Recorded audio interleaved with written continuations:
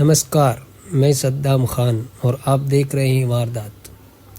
आज की कहानी एक ऐसे कत्ल की जिसने इंसानियत को झकझोर कर रख दिया। क्या हुआ, चलिए इस वीडियो में जानते हैं।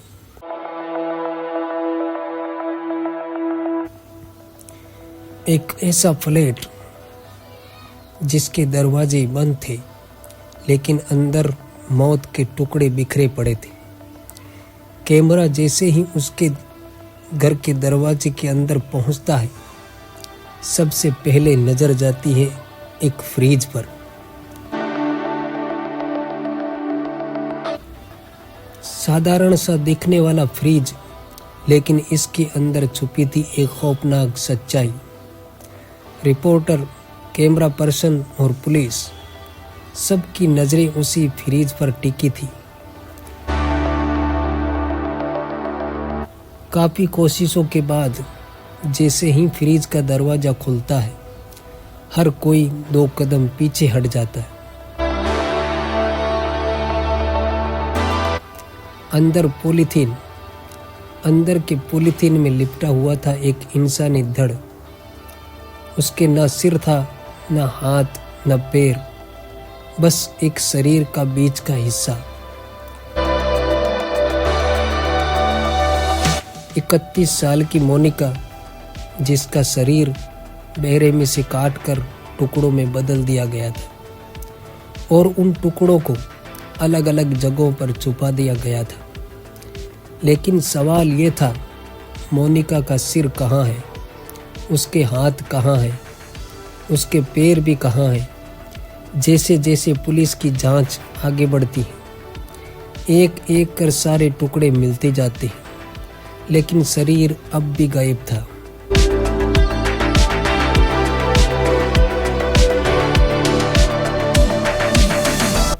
और यहीं से इस कहानी का खौफनाक पहलू सामने आता है।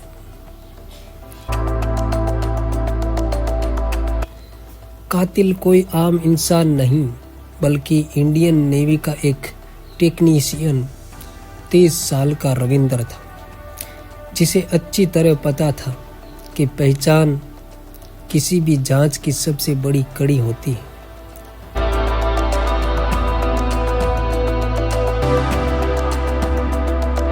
और इसीलिए उसने सबसे पहले पहचान मिटाने की कोशिश की, चेहरा और हाथ, ताकि न चेहरा पहचाना जाए न फिंगरप्रिंट मिले।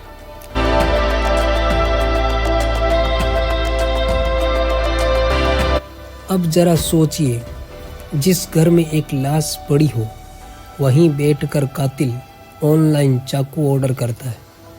डिलीवरी बॉय आता है, दरवाजा भी खुलता है और उसे जरा भी अंदाजा नहीं होता कि दरवाजे के उस पार क्या खौफ छुपा है।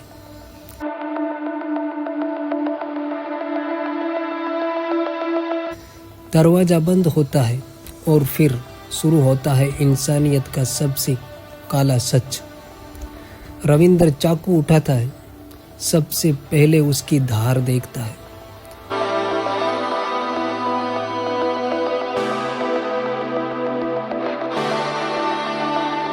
और फिर अपनी ही गर्लफ्रेंड के शरीर को टुकड़ों में काटना शुरू कर देता है।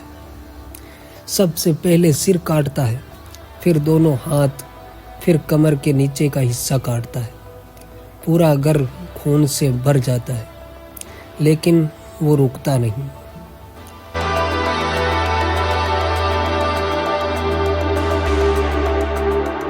जब तक शरीर के कई हिस्सों में बंट नहीं जाता, इसके बाद वो हर टुकड़े को अलग अलग जगह छुपाता है। धड़ फ्रिज में रखता है, पैर ट्रॉली बैग में बेड के नीचे रखता है और सिर और हाथ उन्हें लेकर वो निकल पड़ता है।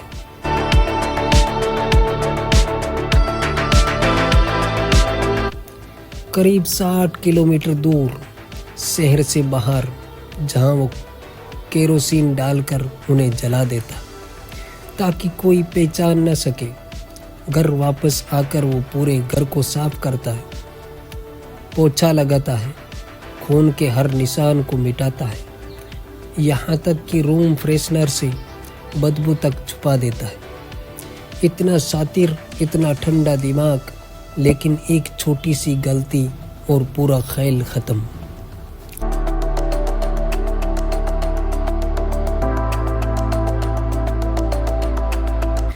रविंदर अपने दोस्त को फ़ोन करता है, उसे पूरी कहानी बताता है।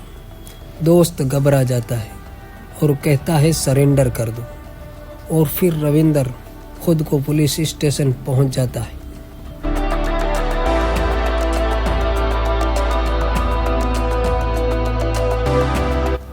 बिना डर, बिना पछतावे पूरी कहानी आराम से सुनाता है।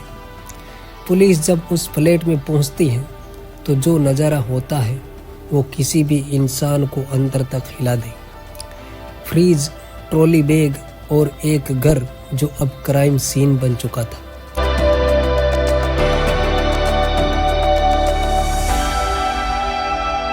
लेकिन सवाल अब भी बाकी था, ये कत्ल गुस्से से हुआ या फिर ये एक सोची समझी साजिश थी। कहानी में सामने आता है प्यार, धोखा और ब्लैकमेलिंग। 2021 में डेटिंग ऐप से शुरू हुआ ये रिश्ता धीरे धीरे प्यार में बदला, लेकिन रविंदर पहले से शादीशुदा था। जब मोनिका को सच्चाई पता चली तो रिश्ता टूटने के बजाय उलझ गया।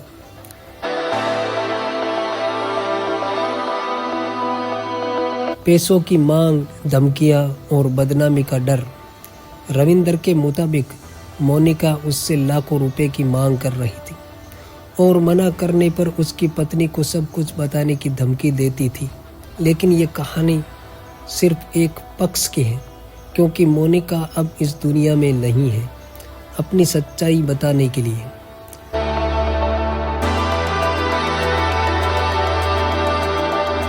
तो क्या सच में ब्लैकमेलिंग हो रही थी या ये सिर्फ अपनी सजा कम करवाने की चाल है?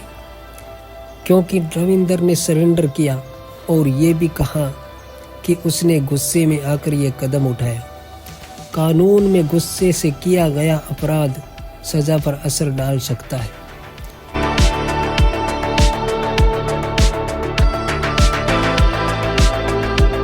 क्या यही उसकी रणनीति थी? एक परफेक्ट क्राइम और फिर कंट्रोल्ड सरेंडर? सवाल कई है, जांच जारी है और सच अभी पूरी तरह सामने आना बाकी है। लेकिन एक बात साफ है, कातिल कितना भी चालाक क्यों ना हो, सच ज़्यादा दिन छुपता नहीं।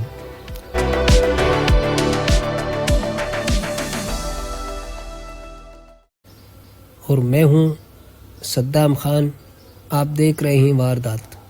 हम फिर मिलेंगे एक और नई कहानी के साथ। तब तक के लिए आप अपना और अपनों का ख्याल रखिए। बहुत बहुत धन्यवाद।